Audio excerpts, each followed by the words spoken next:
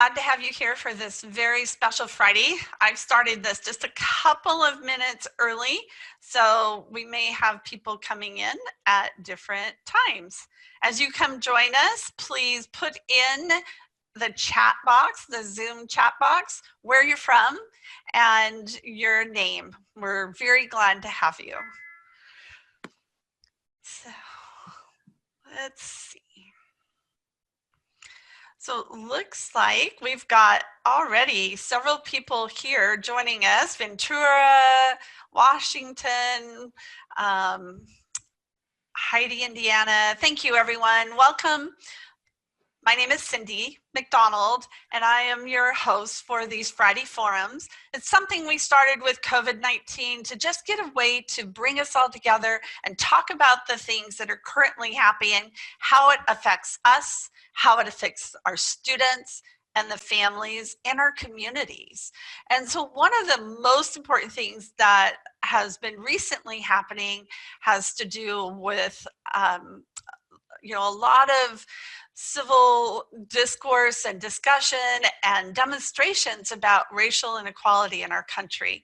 And so today I'm very pleased and honored to have Susan Carr with us. She's a fellow IEC, and she has a lot of information and resources and things she's going to share with you today. Susan, thank you. We're so glad you're here.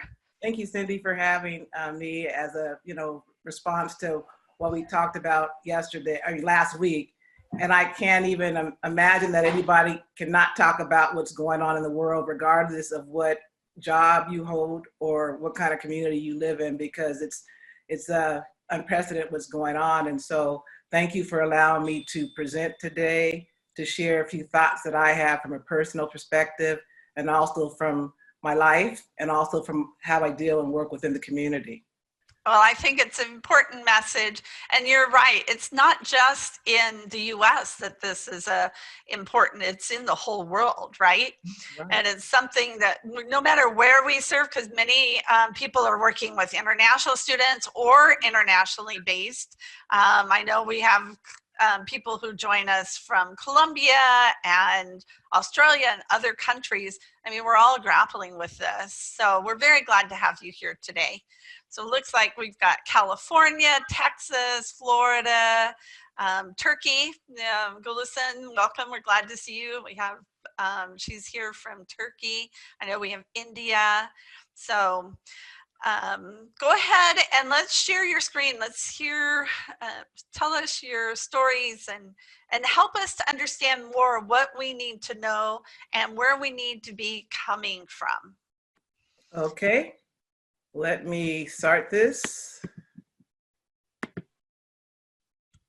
So can everybody see that, I hope? The topic that we came up with is No Time for Silence, tools to support students of color who feel like a fly in a bowl of milk alone. All of these images that you see are things that I created, mostly based off of real life experiences, talking to students and just seeing things in the news. So the outline is going to be a little bit about what we carry in our backpacks, different strokes for different folks, rise up, tools and resources, and my story. Like Cindy said, my name is Susan Toler Carr. The PE stands for something I'll tell you in a second. I went to the University of Southern California. I have a bachelor's in civil engineering and a certificate in business management effectiveness. I'm a registered professional engineer. I have registered in the states of California, Arizona, and Florida. So the PE after my name means professional engineer, like a doctor has an MD. I have a certification in independent college and career counseling from UC San Diego. I'm the co-founder of the Justin Carr Wants World Peace Foundation, and our mission is art, heart, and peace. I'm a certified grief recovery method specialist, and I'm certified in mental health first aid for youth and adults. So in my career as an engineer, I worked for Walt Disney Imagineering, Universal Studios. I built Tiffany's, Crate and Barrels. I was the type of engineer that needed to be out in the field and wear a hard hat. And I've attended a primarily white institution for high school and college, and I have a multiracial family and an international group of friends, and my community is large. When I was at USC, my electrical engineering professor was trying to explain to us how to remember the colors for electrical colors for the resistors. And so if you look at the screen, it has the colors on the right with all the different colors: black, brown, red, orange, yellow, green, blue, violet, gray, and white. And he had us say, black boys rape our young girls, but violet gives willingly. And the black for the black, the boys for the brown, rape for the red, orange for the R, yellow for the young, girls for the green, but for the blue. This was real time when I was in a class. And so there was only 3 girls in the class. I was one of one African-American or black, and there was one guy from Nigeria. I was in shock when I heard this. I'm the type that I don't sit and not say anything. So I went to the dean, and he had to apologize to our class, but I'm not sure how many years he had been teaching like this. So this is some of the things that go by and the way we're taught. So there's certain things you never forget. And as far as that electrical engineering class, I don't remember anything else but that. So Justin Carr, when he was 4 years old, he prayed for world peace at the table. When he was 9, he wrote a letter to Santa. Instead of asking for a new bike, he said, "I want world peace." And he always wanted to help the underdog who was allowed to pursue his passions. And he just was trying to make the best of everybody and include everyone. When he was 3.5, I was working at Universal Studios, and he went to the daycare on campus. And I found this paper that one of the teachers wrote. And she said she loved to watch you learn and grow each day, and that he loved spending time with friends. His drawings were more detailed each day. Loved dancing and dramatic play, building with blocks and sand play. And she said, "You're a happy child to love, to laugh, and smile and tell stories." So when you think about it, teachers are, our kids spend more time in school than they do at home, awake, and busy. So they're able to observe a lot. So teachers and educators play an important role in our students. Just like the teacher said when Justin was 3, he was involved with plays from kindergarten to high school.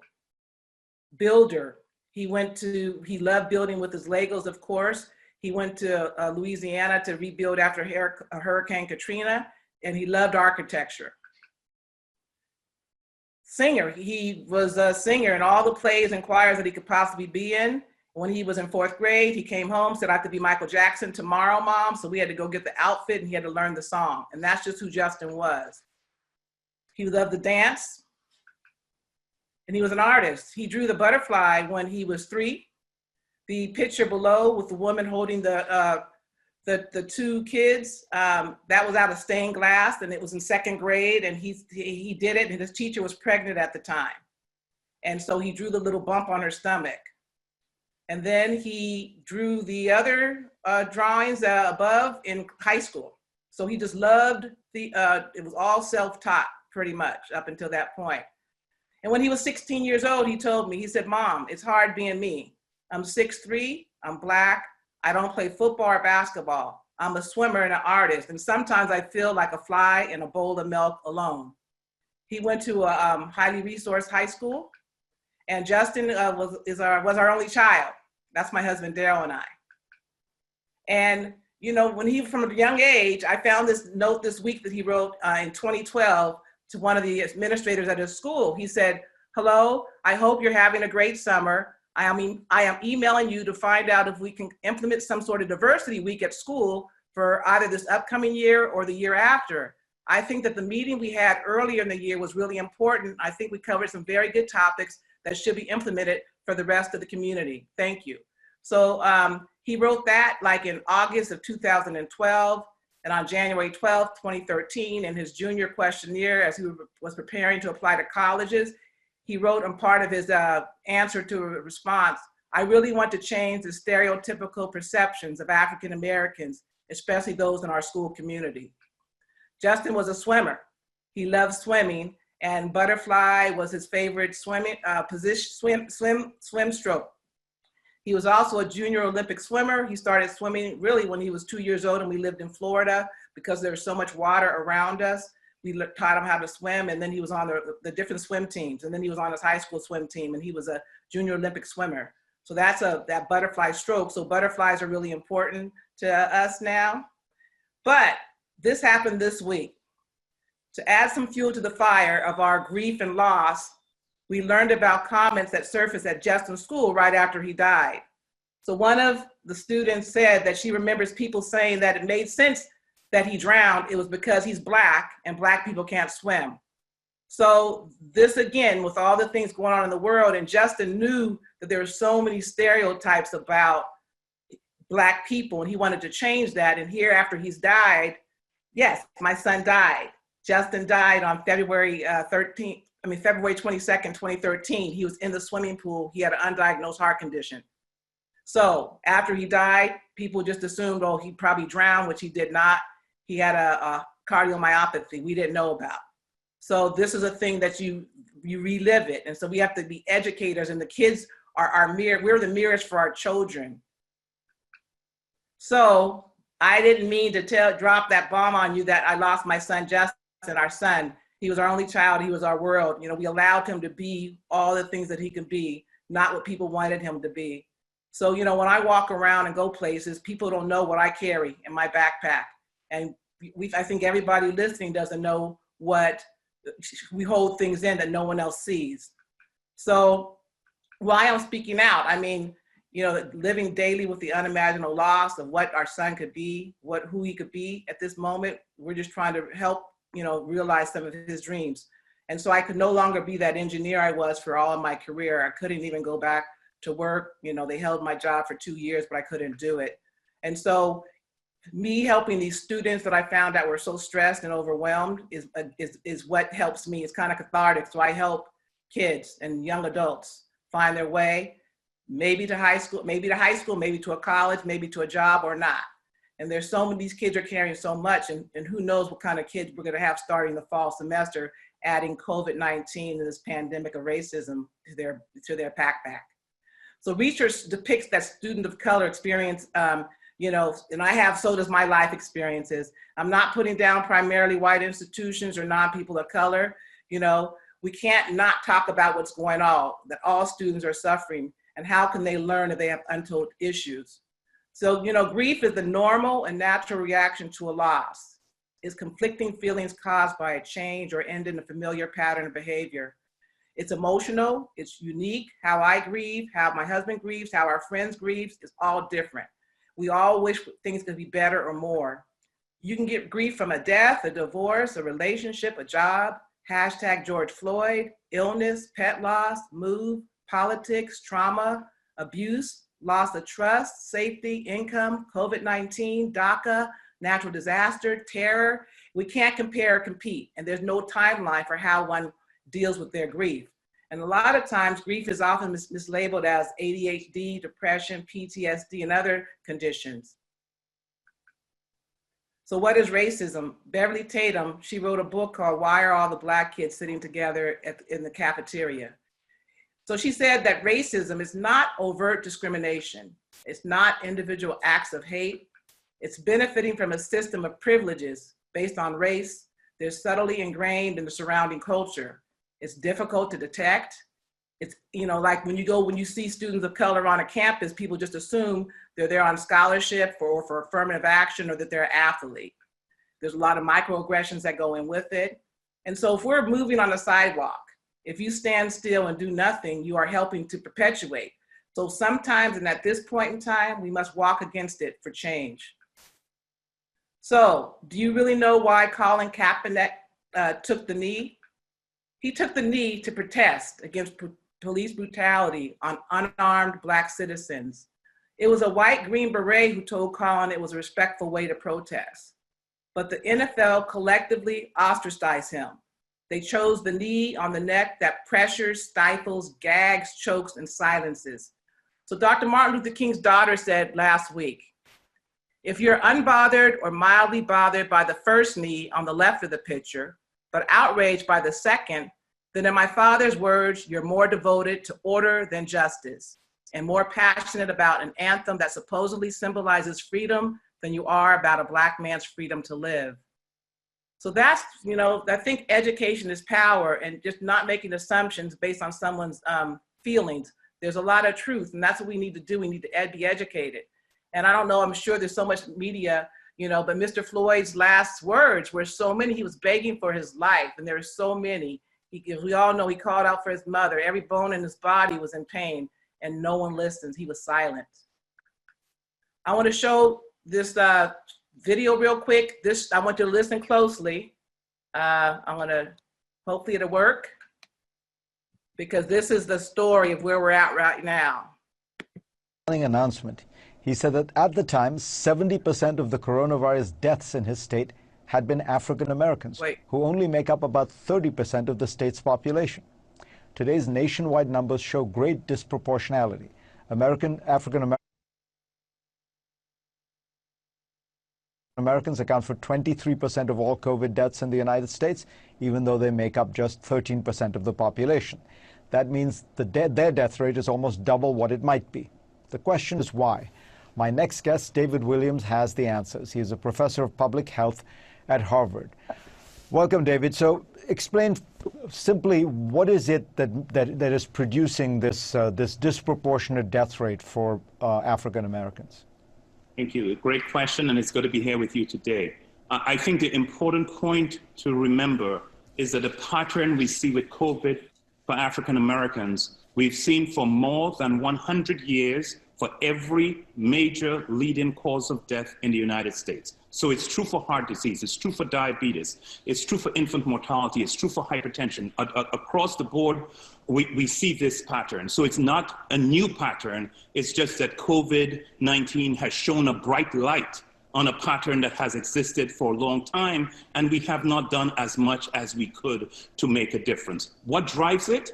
In virtually every country of the world, the strongest predictors of variations in health are income and education. African Americans have markedly lower levels of income than whites. The latest data from the Census Bureau shows for every dollar of household income white households receive, Black households receive 59 cents, Latino households 72 cents. Importantly, the Black-white gap in income today, that's 2018 data, is identical to the Black-white gap in income in 1978. You heard me correct, I didn't misspeak. I said 1978, the peak year of the gains from the civil rights policies and the anti-poverty policies of the 60s and 70s. Most of my students think we have made a lot more progress on closing the economic gaps in the United States. And as bad as the income data show, they understate the extent of racial differences in economic circumstances, because income captures our wages, the flow of resources into the household. Wealth captures our assets, our economic reserves, our cash in the bank. And for every dollar of wealth that white households have, Black households have 10 pennies, and Latino households have 12 pennies. You said that in America, your zip code is a better predictor of your health than your genetic code, because the neighborhoods actually and their health and wealth matter a great deal. That's correct. I'm not the only one who says that. Most public health experts in the U.S. today say that. Why do we say that? Because where you live in these United States, for most people, determines where you go to school, determines the quality of education, determines your preparation for higher education, determines your access to good jobs later in life. Where you live determines the quality of neighborhood and housing conditions, determines the extent of exposure to physical, chemical, toxic substances, determines the quality of city services, determines whether it's easy to exercise in your neighborhood and whether you have access to places where you can get fresh fruits and vegetables. So most of the factors that drive health are powerfully patterned by place. In many metropolitan areas in the United States, there's as much as a 20 to 25-year gap in life expectancy from one neighborhood to another that's just a few miles away. When we think about the kind of events of the last few weeks, and you think about the life of say, young African-American men in their encounters with law enforcement, dealing with the kind of inequities you're describing, you have done research that actually can almost quantify the level of stress that this kind of discrimination or inequity causes, and then how that stress impacts one's health. That's correct. And I'll talk about three kinds of work that I have done. Number one, relevant to the current conversation, I, with other colleagues, published a paper 2 years ago where we looked at every police killing of African Americans and whites in the United States, and over a 3-year window. And then we looked at the mental health of the population in every state in the United States. And we linked these two databases together. And we were able to document statistically that every police killing of an unarmed African American led to worse mental health, not just for the family and friends, which would be understandable, but for the entire Black population in the state in which it occurred for the next 3 months. So we are showing the long-term impact and the community level impact on these. And importantly, it wasn't every police killing that did that. It was only police killings of unarmed Black people that led to that outcome. It's the perception that action was unjustified and unfair that seemed to be the aspect of it that drove these worsening mental health for the population. More broadly, I've done work on developing measures to capture the stress of discrimination. These police killings, there are about 60 police killings of an unarmed Black male on average each year. So there are lots of other things that affect African Americans in their day-to-day life. Let me tell you about one of the measures. It's called the Everyday Discrimination Scale, and it captures the extent to which people are treated with less courtesy or respect than others, receive poorer service than others at restaurants or stores. People act as if you're not smart. People act as if they're afraid of you. Little indignities on a day-to-day basis. But what the research shows, that people who score high on everyday discrimination have worse physical health, worse mental health. For example, pregnant women who report everyday discrimination during their pregnancy give birth to lower birth weight infants. Persons who report everyday discrimination, high levels, have higher levels of high blood pressure, have higher levels of inflammation, have more rapid development of subclinical heart disease. One study finds that higher levels of everyday discrimination actually predicts premature mortality. The accumulation of these negative effects. Okay, I'm gonna, there, at least we got that part. Okay, I'm gonna go back to, if I can, get back to, always something. Okay, hold on a second. Let me see if I can get back to my presentation. But I wanted to present that because when I saw it, I'm gonna stop share for a second, then I'm gonna come back and see if I could get what I gotta get. Okay. Yeah, that's fine.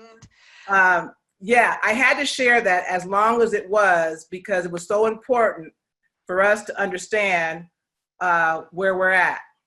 And so and where we're not at, right, Susan? Right. I mean, It's amazing that, you know, we think we've come so far since the civil rights era, and to find that we're still at the gaps from same as 1978. Yeah. You know, that's not something that's really well known. No, that was just on, I'm trying to get back to my screen. That was just on, Cindy, just this week on Saturday. So I felt it was appropriate to do that. I'm going to share the screen and finish on.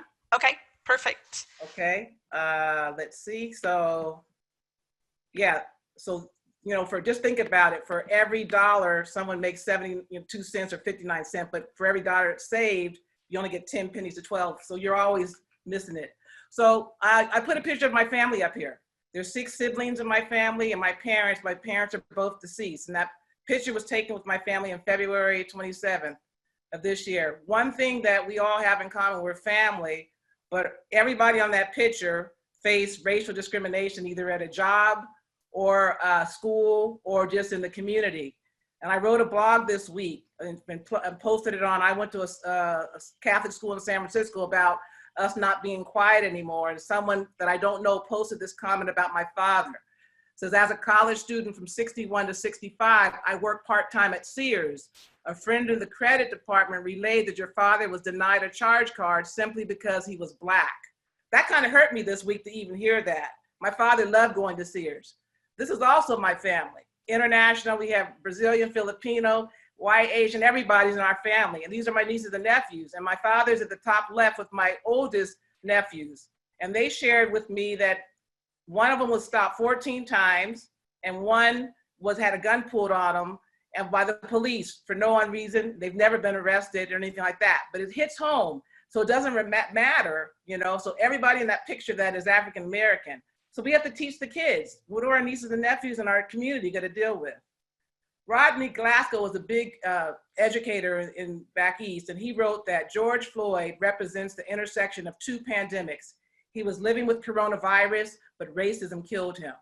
So let's unpack it. We got to unpack that backpack. So your students of color can be African American, Latina X for Latina. It includes Brazil, but does not include Spain. Hispanic includes Spain, but does not include Brazil. Native American Indian, Asian, Pacific Islanders, Far East, Southeast Asian, India, South Asia, Middle Eastern, African, and non-African. So pretty much students of color are everyone that are not white. Those are the students that were considered students of color. But when they go to classrooms, and when we're looking at sourcing colleges for our students, we have to really look at how they're going to be supported. The reality is, you know, the kids want to see someone that looks like them, someone they can relate to, but that's not our reality. Because in public schools, there's only 7% of Black teachers, 8% of Hispanic teachers, 2% of Asian teachers, and the Native American Indian population is less than 1%. So we have to, if we can't be who these students are, we have to understand them. So there's these obstacles that we have, these education steeplechase. I created this slide after meeting some students that were track stars and athletes. That's a whole nother level. So, you know, they recruit athletes to play and they become athletes first and students second. So there's all these struggles that they get when they get on campus. So, you know, the difference between white and Black girls in grades K through 12 is that Black girls are 6 times more likely than white girls to be suspended, 3 times more likely to receive 1 or more in-school suspensions, 3 times more likely to be restrained, 2 times more likely to receive corporal punishment, 4 times more likely to be arrested. And so, you know, I drew this image of the queens. I did a session on the unseen queen. And, you know, the Black girl's looking in the mirror and she doesn't see a reflection because there's so much drama pushed against her where she doesn't have the confidence that, you know, that her white counterpart may have. And so being 3 times more likely to be referred to law enforcement, then you don't have a chance. So we as educators need to not throw that kid out of the classroom because he threw a book, when you may not know that he may not have eaten, he may have saw something happen at home, all these things. And we just need to get inside of them. So we don't need to have the pipeline to prison, because once you throw that kid out of the class, you don't find out what's going on, then they may get expelled and then they do small crimes and then they end up in juvie and the rest is history. So instead of going to the university, they're going to prison. You know, we already know that 1 in 5 college students has anxiety or depression. This is pre-COVID. I can't even imagine what the kids are going to be looking like going back to the fall with this COVID and the George Floyd situations going on. We all know that mental health is a psychological, emotional, and social well-being. It's the 51% of Black college students feel overwhelmed most of the time compared to 40% of white students. And Black students are less likely to seek help, 25% Black versus 40% white. Students of color don't seek help. We have stigmas, you know, but they're saying that the students of color are less likely to succumb to drugs or alcohol. Students of color feel less academically and emotionally prepared for college. The Steve Fund, which is a reference that I'll give to Cindy, has supports for mental health for students of color. So we all know about, you know, Peggy McIntosh. She wrote this about Invisible Knapsack in 1990. She said she was taught to see racism only in individual acts of meanness, not in individual systems conferring the dominance of my group. But then she realized that she can move, compared to her African-American friend, she can move pretty much where she wants to. Her neighbors will be neutral or pleasant to her. My skin color will not work against me in school, social settings, or stores. She can go shopping or travel without being followed or harassed. Asking for the person in charge and they look like me, and teachers and administrators look like her. And so she can protect kids most of the time, but African-American parents are talking to their kids about dealing with the police. And white parents are talking today, you know, with their kids about making sure they have their phones. That's a big difference. You know, what's the circle of safety, you know, we gravitate to who we know best, which usually is from our culture or our race. So, you know, it's normal to live and go to work with people that look like you and you don't think much about it. And you know about mixed spaces when you're aware and you notice the advantages and benefits. So like she said, on a campus, the invisible knapsack where I drew this image because the kid has the invisible backpack, he's walking carefree. And in that backpack, he already has money or passports or special provisions or maps or code books, clothes, and he has that white privilege just for being how he looks. Well, students of color on campuses, they have a ball and chain wrapped around their foot from the microaggressions, the emotional distress, the culture, the barriers, the lack of staff diversity. So that's, they can't walk correctly. The African-American students, there's so many historical stereotypes, and I'm sure the list will be added after what's just recently happened, but they're considered dumb, lazy, scary, violent. There's a lot of microaggressions. They always are the token, the pioneer. They want to know they want us to speak for all Black people. They feel marginalized and a pet threat. So, but the cumulative effects of physical and psychological fatigue and trauma, that affects somebody. So how could they learn? John Henryism. So Disney did a movie and John Henry was a slave and he worked himself to death to prove his worth. So he had to sacrifice his life just to try to prove. So if you have to try to prove yourself 24/7, that's painful. Harvard, they started a program. It was a platform called I Too Am Harvard, and all the minority kids wrote down things that were said to them while they were on the Harvard campus. And the gentleman at the top left, he said, someone asked him, was his application just a picture of himself, as if he wasn't worthy from an academic standpoint. The girl in the middle said that someone said, having an opinion doesn't mean I'm an angry Black woman.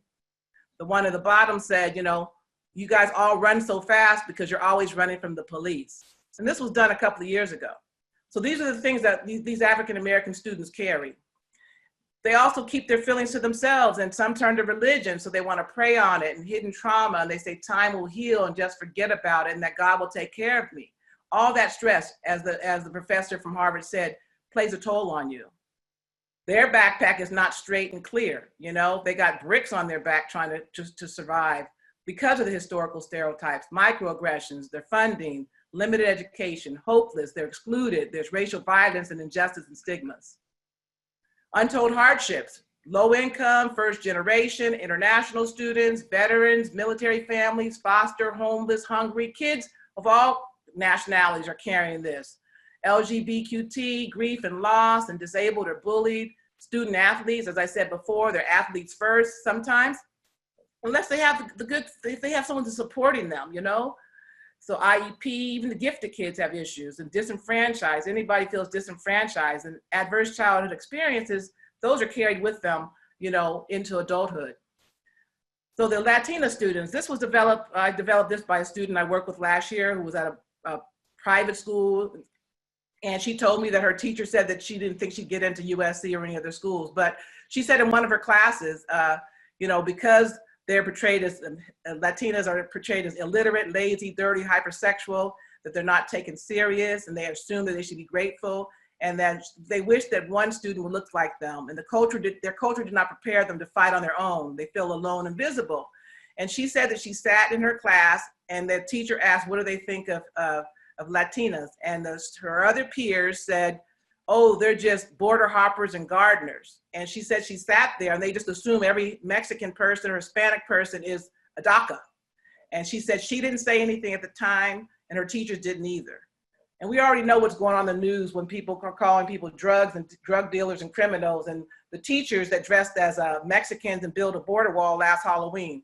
So these are the things we need to check ourselves. I'm going to show you this at the end if I can, so I won't mess up my presentation. And then the Native American Indians, they feel like they're frozen in time. And their stereotypes are savage, drunk, whore. They don't see themselves represented. They're more like mascots in casinos. And there's a lot of school dropout and suicide and high rates of alcoholism. And always in the past, people just think, oh, you're the powwow Indian. They want to see themselves in the future too.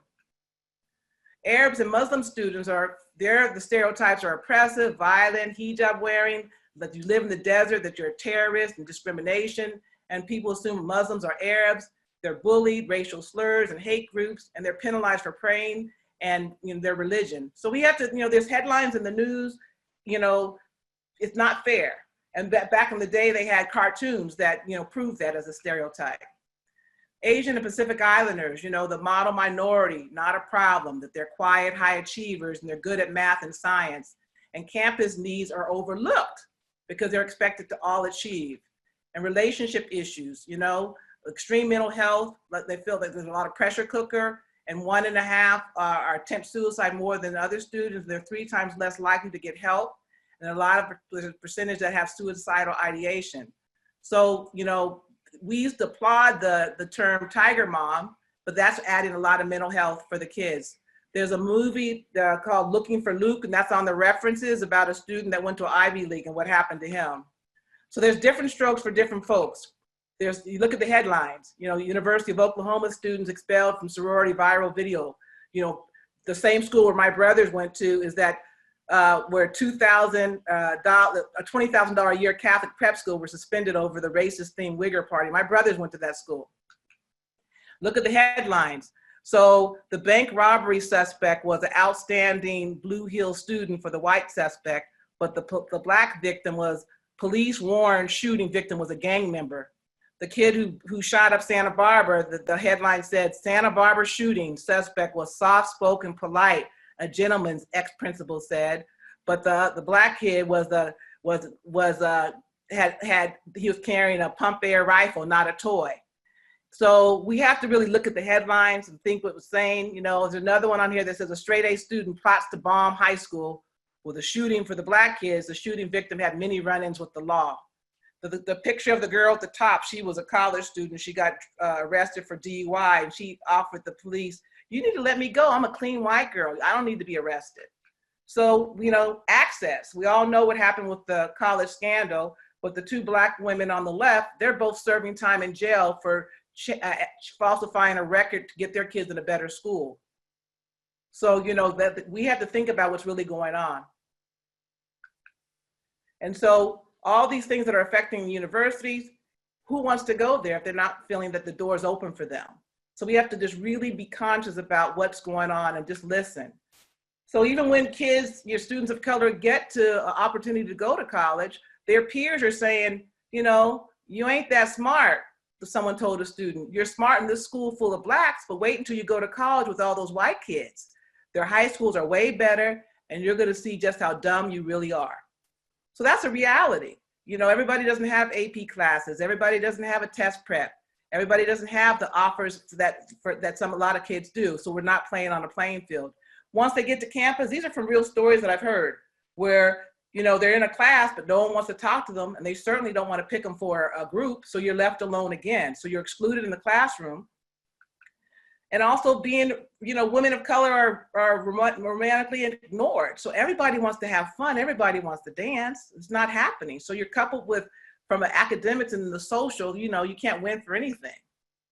So these kids are rising up, you know. So what COVID did and racism have in common is people don't believe they exist, if it hasn't affected them personally. So if it's out of mind, out of sight, but you know, this is a world issue. We really need to all open up our eyes, because it happens if you don't remove the cork, you know. So Black Lives Matter. Why are we still having this conversation? It was started in 2013 after the Trayvon Martin incident. And these groups, the students wanted basic human rights and racial equality for Black people. So they organized local powers to intervene when violence occurred. So it's building a movement that brings all the Black lives to the forefront. I know it's been changed and challenged of what the end goal is, but understand and learn and get educated. So a lot of these kids, when there are issues on campus, they started rising up. And so now a lot of campuses are listening, and they're, you know, Missouri wanted to get rid of the president, and it wasn't until the football team boycott, and that's money, that they listened and they were able to oust the president. But you know, Justin was in the swimming team, not many Blacks at all, or any, are on it. Hockey and wrestling, you know, the things that are happening to these Black kids in print. My father went to the University of San Francisco, and there was a football team he played on, and there was 2 Blacks on the team, he included, and when they were supposed to go to a bowl game, but the bowl team said, well, you have to leave your Black players at home. That was in 1951. And they also just changed the name 3 years ago to a dorm to my father's name, because the previous name was a guy that was really racist in San Francisco. So these colleges are these college students are putting demands together, and this is the packet that's available to all campuses, and they're trying to ask for more diversity training to track race-related offenses. These are things that need to be shared so we'll know what's going on. So some of the tools, Everybody, for anything, should be a heart with ears. Just listen. You know, things counselors and educators can do for students of color. View students' failure as a problem with the institution, not the student. Encourage students to study together and support each other. Chinese students work together in groups. Black students work together in isolation. Make the success of students of color a campus-wide priority and don't isolate in a small office. Change your mindset as you're counseling students. You know, reach out to those students that may need support, but they may not have the financial needs to get that support, and they may be there 500 students to one counselor. Maybe you can, you know, do some extra community work and help those kids that need a chance. And you can't solve a problem without talking about it. Even with your students now, even if you're not dealing with students of color, the white elephant in the room is what's going on with the protest, and it's not something you should not talk about, because they're all going to be affected. We're all affected, and so we can't pretend that issues don't exist. You know, tools for Black students: don't stereotype and give them equal opportunities. Significant internal commitment and external support is what they need. You know, we're brilliant, creative, and have dreams too, and pursuing higher education should not make them sick. And family is important to us. For Latina students, you know, they're gender inclusive, they are racially diverse, and get to know them. Families matter to them too. Have bilingual programs merged into academic programs. For Native American students, you know, they're strong in culture and family as well, and they look to the wisdom of elders. And even though there's a high rate of suicide and alcoholism, you could check in on them about issues with family or friends. It's like, if you know something's going on, don't just not talk about it. For Asian students, you know, understand their culture that discourages emotions, and they're raised to be ignorant of expectations from stress. Stress doesn't exist. And adapting to competition, and it's okay to be emotional. Let them know, we're all emotional. If you go back to grief, it's a natural response to an emotional loss. Show them how to communicate in email and in person, you know, using different types of social media, WeChat, to express feelings. Americans talk about themselves, Chinese show them who they are. So listen to all these student stories, show some kind of empathy. There's times to take a relaxation, breathers every day. As I said, the Steve Fund has programs and toolkits already. Almost 400 active mind mental health programs are all on campuses, and all those were developed, the Steve Fund and the Active Minds, because their relatives took their lives, and they're trying to save lives. You know, there's booklets out there that are equity and mental health for students of color. The work is there, you just gotta look for it. So just how you can engage, even if you don't know. And you can say, I don't know, but I'm here for you, and create opportunities. And talk about things. Use adverse events as a teachable moment. Don't delay, don't work in silos. Use classrooms or offices for conversations. As I said before, you can't solve a problem without talking about it. So going back to the letter with Justin's teacher wrote when he was 3.5, there's value in knowing who your students are. His teacher knew exactly who Justin was, and he was that kid all the way through his life.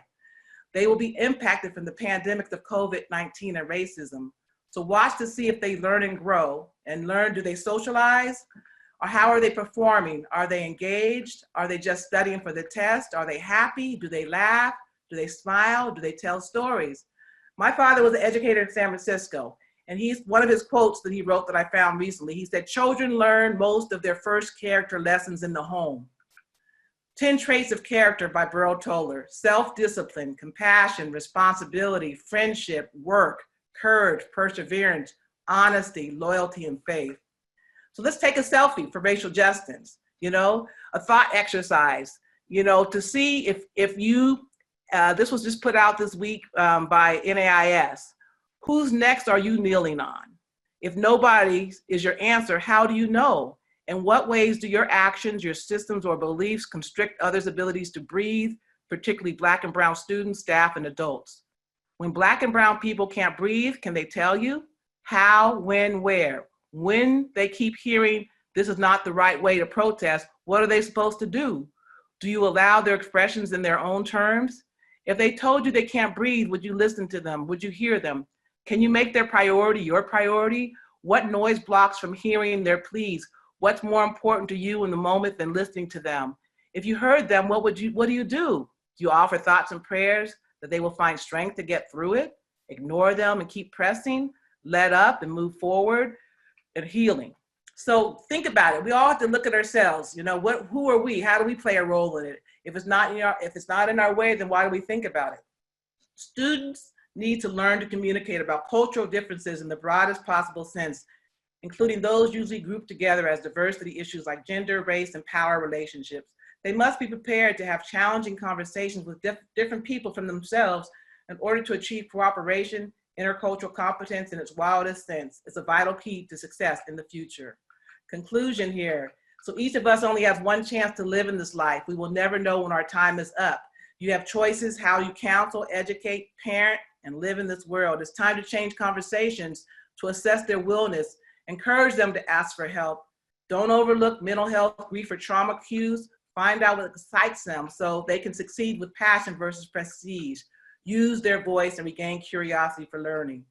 So my little Renaissance man, Justin, was also a poet. Found this, the school gave this to us 4 months after Justin died. It was a homework assignment. And it was in English 3. And it says, theme for English 3. The instructor said, go home and write a page tonight. And let that page come out of you, then it will be true. I am an only child, not one of 3, just me. I go to a school where I feel like a fly in a bowl of milk, alone. Walking down halls where I'm one of 3, or at least one of the few with dark skin like me. The kinks in my hair and the dark skin I wear connects me to the trailblazers who struggled to clear paths in order to make my journey easier. As I walk through the white halls with the white walls, I see the footsteps of Martin and Malcolm and Coretta before me. Their pain and suffering endured just so I can be me, free. In my classroom, I don't sit in the back waiting to be called on because the sea of seats are all available to me. It's hard for me to imagine being stationed in the back, just like my mother and father were, where they couldn't even see that they were lacking opportunity. I turn on the TV to see faces with brown tones sing through microphones, not of yesterday's sorrows, as the wounds have healed, leaving scars of remembrance. Then I look back at me, and what do I see? Not a rapper or a ball player, but a boy with dreams, goals, promise, opportunity. All kids need to have opportunity. All kids need to have opportunity. So, you know, I wanted to just share this 1-minute video. Cindy, can I do it? Sure. Okay. Yep. You're good. All right. Woo! Hold on a sec. I think I messed up. And on this okay, go ahead. Woman's poem tells the hard truth about being Latina on a college campus. For the people on this campus who dismiss At Dickinson College in Pennsylvania, wants her peers to know the struggle is real and that her experiences are valid. As part of the Exiled Poetry Society, Janelle uses her writing as an outlet when she becomes overwhelmed. She explains that being Latina on a college campus can feel like an uphill battle. It is being slut-shamed, hate crime, assaulted, attacked, and abused. It is all these things and no one taking me seriously when I try to fight back. She's tired of being confronted by slurs and stereotypes. It is seeing my culture reflected as costume, reduced to insults, identity shredded into piñata scraps and slurs. She says she doesn't want the Latino and Latina narrative silenced any longer. It is fearing that my voice will sound only like trouble, that everything I list as struggle will be taken and turned and used against me. Janelle was inspired by the many recent student protests on college campuses around the country and wanted to empower people to know they are not alone and they can have a voice. Share if you've experienced discrimination on campus. Okay. Cindy? I'm here. Let me turn on my video. There we go. Okay. So that was a lot. I know. that could fill up like 3 webinars. Right? That's why I use pictures, because I think pictures are more, you can kind of get a feel for it. So I created all these images because I just felt like it's an image thing, and I know how it is when people put words on the screen. Mm-hmm. So some topics that came up as you were talking, Susan, and those of you that have questions or other comments, you know, you can put them in the question box or in the chat. But, you know, we're hearing a lot of terms being used in media and in writing, and some of them are not, you know, they're confusing or unclear. So what does the term white privilege refer to? Well, just kind of like what Pat McIntosh said, where, you know, when I walk outside, I can't hide that I'm Black.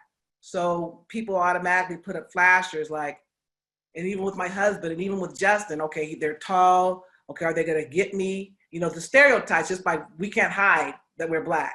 I have a friend who told me something, and she was Jewish, and she said, well, you know, things happen with us with the Holocaust. I said, but when you step outside, people don't see that. They see white.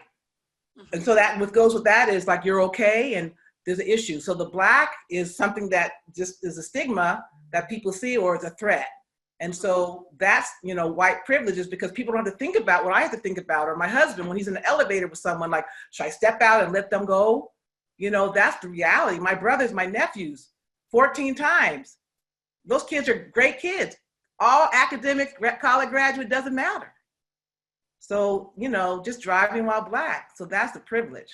Because as I said, everyone in my family has experienced some form of racism. Justin too, as we can tell.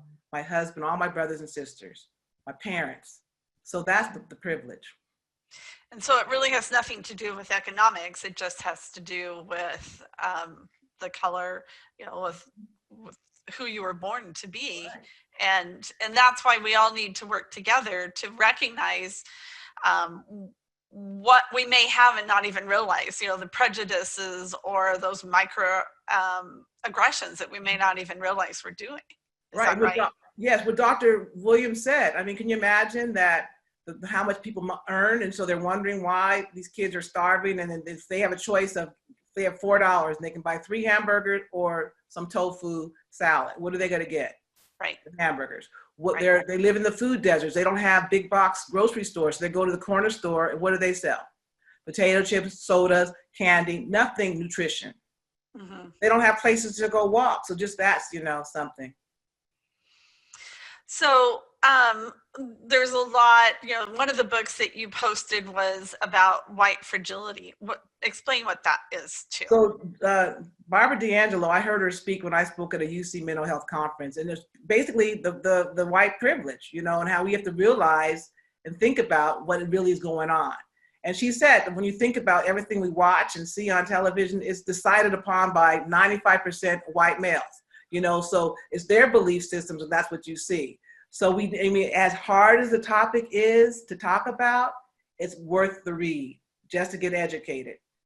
And also Kareem Abdul-Jabbar, he wrote a great story as why the frustration and the uprise, what that really meant. Not that it's okay. No one's agreeing with the looting and the destruction, and also let it be known that it wasn't just Black people doing that. Oh, no. Organized crime. You know, all kinds of people were involved in that. My friend who lives in LA, she said that white guys were coming to Los Angeles to pay the inner city kids $50 to go loot and burn things down. Recruiting. That happened a couple of weeks ago. So we have to look at the big picture. So Jessica talks about from, you know, as a Black counselor, she said, sometimes I need my white colleagues to speak up because they will be heard and I won't be. Mm-hmm. Yeah, so that's, you know, as I said, I ran for, you know, office. I've been involved a lot, and even at my job at Universal, I had the worst boss ever, and I was the engineer for the project, and people said, Susan, he just doesn't like you. I could say, you need a foundation for that big 60-foot standard light pole, and he'd tell me no, everything I'd say, and he wasn't even an engineer. So it was blatant, and I just found the 30 pages of documents of stuff. But when it all said and done, when HR interviewed everybody, no one said anything. You know, I don't want to get involved. Oh yeah, we all knew that. He treated everybody the same. So we have eyes and ears. And without that video that recently changed the world, they probably think first thing about George Floyd, he was a criminal, he was drunk. No one deserves that. So when you see something that's wrong, even with your white colleagues or non-Black colleagues, tell them, call them out and say that's not appropriate. You know, put yourself, no one wants to trade places with Black person.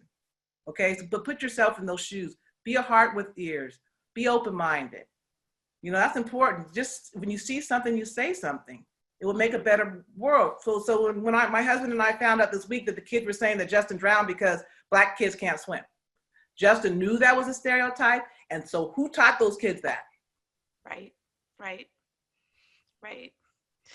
So it feels for me as a counselor and advisor, you know, there's a responsibility there to help combat some of those stereotypes. And as you and I've already experienced, sometimes we don't even realize we're operating off of stereotypes.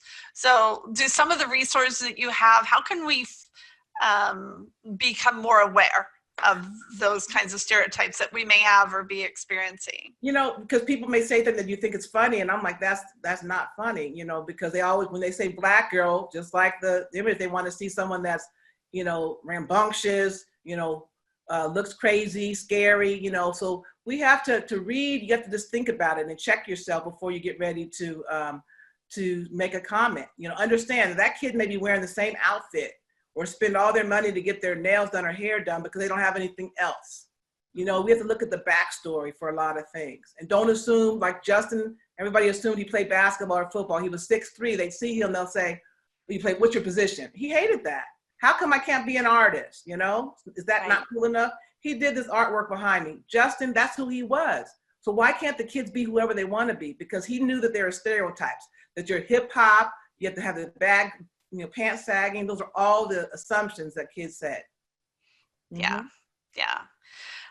So Reynolds says national course that needs to be taught to parents so they understand where they have come from and what their children are dealing with. So what about some, you know, national curriculum or you know, and you're developing things. Tell us a little bit more about your foundation and what you've been doing with that. So it was developed because of Justin's love of art and world peace. And the day of Justin's funeral, my husband remembered this story, but I don't remember. As I said, he was 4 years old when he asked for world peace. So Daryl said, you guys tweet it out there, whatever you guys do, Justin Carr wants world peace. And all that we developed, we looked at stuff Justin left. He left us blueprints for all these things about the things that he wanted and wanted to encourage with his students. And so his friends and his peers, like just doing the right thing. So we have a platform of, as I said, heart awareness. We do heart testing because we had no idea that Justin had this undiagnosed heart condition. It was sudden death like that. And I had just talked to him. We don't want any family to have to live what we're living with. We do free heart testing. Okay, we do screenings, and it takes like less than 30 minutes. And you can figure out at least if you have an ailment that needs to be, you know, looked at further. And Justin had a big heart. We do art because he wanted to help the underserved population that don't get that option to have art, to do photography, to do dance, to have free supplies. So we provide that and we work with schools. We have art competitions on what does world peace mean to you? How can you make this place a better, peaceful world? This is not something that just happened. We've had this foundation for 6 or 7 years. And then art, heart, and peace. So the peace is, as I said, how we can all live better peacefully by accepting. I'm not saying you have to be best friends, but just opening your eyes and not, you know, and to what really the truth is. As I said, kneeling versus not kneeling, you know, what has happened to people's lives because of that. And so if somebody wants to find out more about the foundation or have access to those resources, where do they go? Okay, our website is the Justin Carr Wants World Peace Foundation. There's a contact information on that, but I'll just tell you guys my email. It's very easy to remember, Justin Carr WWP@gmail.com. Justin's all over YouTube to look at his talent and how he thought about the world. And we have a website that we're getting ready to revamp, but we just gave out 5 scholarships to students that applied so they could use it for college or an enhancement program. And we just mentor kids. I mean, so many kids have come to us since Justin passed. And we thought that all the kids were perfect and happy. And I'm like, you know, you're the cheerleader, aren't you? Have a perfect life. They had so much stress. No matter if they're Black or white, didn't matter. These kids are carrying a lot on their load. So us being open and talking a lot about Justin and his life, because people don't want to talk about death, right? We talk about it all the time, and it helps people really, you know, unload. And as I said, when I present and I talk, you know, as I said, we walk down the street, people don't know that we have the heavy load of that loss of Justin that's always going to be with us. But for us, helping others is kind of cathartic and stuff for us. And, you know, yeah, so our website is www.justincarrwantsworldpeace.org. So it's the full spelling of justincarrwantsworldpeace.org. And I put that in the chat box, and I put your email in there too, so that people have it. So, so there's so much we could talk about and go on. I mean, a lot of questions, and even just as we're closing, we're coming right at the top of the hour. But you know, there's a question about cultural appropriation. How do you feel about that, Susan? Angel, I think I'm trying. If I'm trying to understand it correctly, is to as far as everybody should have a part in the pie, piece of the pie. Maybe that's not what the question is. What did the specific question say? The question is how do you feel about cultural appropriation?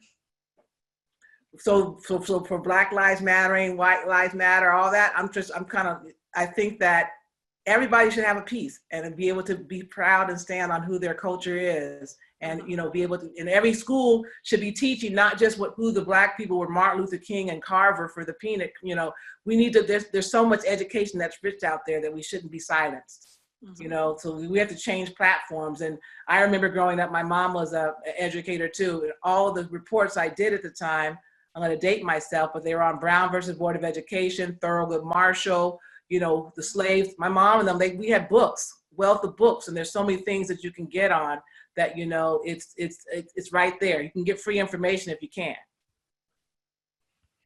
So, yeah, and so Latifah says, it's, you know, she's talking about that appropriation of African-American culture, like, I guess, trying to pretend you have an African-American culture when you don't. Right, because Martin Luther King Day is not just it. There's the Malcolm X wasn't all that, you know, whatever people think. Militant, we need to learn. Frederick Douglass, there's more to that. There's so much more. And so we just have to open our eyes and our minds and take the time to want to learn. You know, there's a lot of information that's coming out, you know, you know, we just got to be aware and resources and help one. And if you could reach one, you could teach one. So as I said, we're the mirrors for the kids. So if we say Black people can't swim, what are they going to say? Black people can't swim, or I'm scared of Black people, or they did all the rioting. Oh, they're tearing up. They're going to say to their friends, ooh, be scared of Black people. Or the Hispanic kid, you know, it goes down the line that all Chinese people, Asian people, Hispanic people, Black people, Native American, Muslim, everybody is, you know, things. There's some good books there's movies that are coming out. Greenwood and Tulsa, Oklahoma is going to be a big topic. You know, years ago, over 80 years ago, there was riots, and what started because a Black kid, you know, Greenwood was in 1921, and Oklahoma, there was a Black Wall Streets. I mean, Black people have their own communities. And because one of the cases was a woman said that a Black man touched her. So they burned down and killed people and turned up the town. So Tulsa, Oklahoma, because there's a big thing that's been coming in the news about Juneteenth. Look up what Juneteenth really means, where the last slaves in Texas were free. And that's a really important day. And so now there's going to be other stuff going on. And like in Greenwood, was 300 Blacks were killed because of, you know, someone's telling a story like Amy did in the park at Central Park about the guy attacking her when she was in the wrong. Yeah, he was just watching birds. Right. So there's numerous occasions that weren't captured on video where people lost their lives because someone was lying. So get educated. Learn about Oklahoma and the Black, you know, Wall Street. Learn about Tulsa, Oklahoma, and what happened there too. So going back to our point at the very beginning, you know, the time for silence is over, and, you know, silence is not golden is another thing that you had said too. And so, you know, we want to be able to continue that. So thank you very much. Thank you for having me. Thank you everybody for joining us today. Cindy, can you keep the chat open so I can see the chat? Yeah. Okay. Yep. You've got great comments, and we'll also get a copy too. Okay. Thank you, everybody. Use your voice, eyes open, be a heart with ears. Sounds good. All right, Susan, take care. Take care, everybody. Join me again in a couple of weeks. I won't be here next Friday, but watch for emails. If you don't get an email, just let me know. Send me an email at cindy@cindymcdonald.com. Okay? All right, everybody.